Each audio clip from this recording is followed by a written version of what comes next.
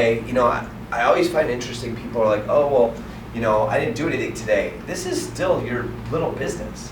If you had a pizza shop, you would not just not go to work one day, right? So you have to treat it like, this is a job, this is my business, I'm building my business, I need to show up for work every day. Unfortunately for us, every day is every day. So we've talked in the past about routines and schedule yourself days off, stuff like that. So, that's always important. You don't want to be a 7-day-a-week, 24-hour-a-day person because that'll burn out. Focus, focus, focus. Right? One of my classes we talk about, what's it called? It's income tasks. Right? Anything that might produce money for you, you always want to make sure you do that. Usually it's contracts, paperwork, keeping deals moving along. Those things you always want to make sure you get done every day and do it first, and then you have time for everything else. Lead gen usually would come after that because that generates more of those in the future. So those are things that you want to make sure you're focused on every day, that you don't take days off. Now, I'm not saying like if you get a Binzer today, you have to have it out tomorrow. No, but you need to know your deadlines. You need to make sure if you're going to extend that deadline to the very last minute like I do, you cannot forget that day. That's the most important thing you have to do. Right? Don't forget about that. I got a good story I'll share with you after class. Here's one thing people have a hard time with sometimes, just being honest. When I have clients, I always set expectations.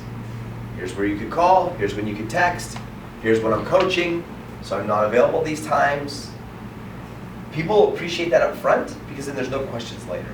Or if you go, oh, I'm 24/7, well then they call or text at 9 o'clock at night and you don't respond, they're like, oh, you're not 24/7. So don't oversell yourself on things that you have no intention of following up on, right? If you don't know something, it's okay. I wouldn't come out and say, oh, I don't know. There's always other answers. Let me double check on that for you. I believe this might be the situation, but let me find out for sure and get back to you. Then you just gotta make sure you get back to them, right? There's always random questions people have that you never ever think of. Keep in mind, when people ask about churches, crime, you make them research that stuff on their own. Don't ever answer that. Because what happens is, we get caught in relative words like good, bad, okay. Well, good to me and good to Jan can be two different things, right? Jan comes from a pristine, upper middle class area where a good school is like, above average, right? But I say, oh, a good school is anybody that isn't dropping out. It's a good school. So because I come from maybe not as good of a neighborhood. So you can't use words like good, bad, because people are going to interpret it the way they hear it, and it's relative. Does that make sense? I was working with a lady the other day, and she was so weird. She said, yeah, we moved over to like 36 and Shea from Glendale. And the school guy there said, well, don't expect your kids to do as well here as they do there because you're from Glendale. That's how she took it. Right. I don't think he actually said that. But you're right. Perception is always what people are going to believe in, right? It's their own. You're right. You got to be very careful when you say stuff like that. Especially when you talk about schools, because that's really important to parents. So, yeah, you never want to say your kids aren't going to do as well somewhere else. I'm sure he meant, but that's a tough thing. Why would you even bring that up, right? I understand where he's coming from. He's probably right, but why say that? He's probably right. Probably is. I mean, if you're moving to that area, you're what? I mean, you're one of the 3 C's, Chaparral. What are the 3 C's? Chaparral. Shadow Mountain, Chaparral. No, there's C's. C? Cherokee is the middle school. Yeah, Kokopah is the elementary. Those are like the 3 best schools in Scottsdale, and it's that general area. Chaparral, yeah. Yeah, Chaparral. So they kind of feel like they're probably right. I mean, statistically they'd be right, but I don't know.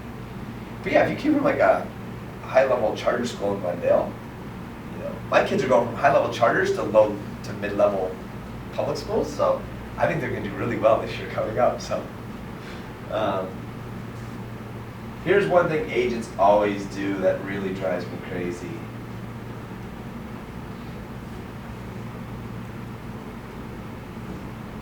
Don't count the money, right? Don't like look at a listing that says 2.5% commission, and when you walk in there and the clients go, what do you think? It's gorgeous. You're like, I kind of don't like it, right? Don't do that. Just do your absolute best. And then when you do get something in escrow, don't go spend that money yet. It still has to close. Things could still happen. People could cancel. And here's the other thing is, we've all been there where a client you've worked with either goes and buys a new build or just drops off the face of the earth and decides they don't want to buy. At that point, there's nothing you can do. There's nothing you can say. So the best thing to do is leave everything on the best terms you possibly can. Even though you're going to be super upset, super mad, taking it out on them isn't going to help your relationship, right? I had a guy do that to me. He calls me. He's like, he looked at everything in Sun City, everything, and then he's like, oh, he goes, I went out to Buckeye and Sundance or something like that, or something. There was a 55 and older community. He's like, so I just bought a house. When I walked in and bought, first thing I saw, I'm like, seriously? What am I gonna do, right? If you say anything mean to the guy, then our relationship ends on a very bad term. So I was like, awesome, good for you. If you need anything or you know anybody else, I'd be happy to help them. And yeah, so don't spend your money before you get that closing, and definitely don't count the money. Because that's where agents, I think, a lot of times enter the business because they think the money's so easy and readily available, and then they find out it's not, and they get discouraged, right? So you just want to make sure you do that. So that's your basic 4 to get started.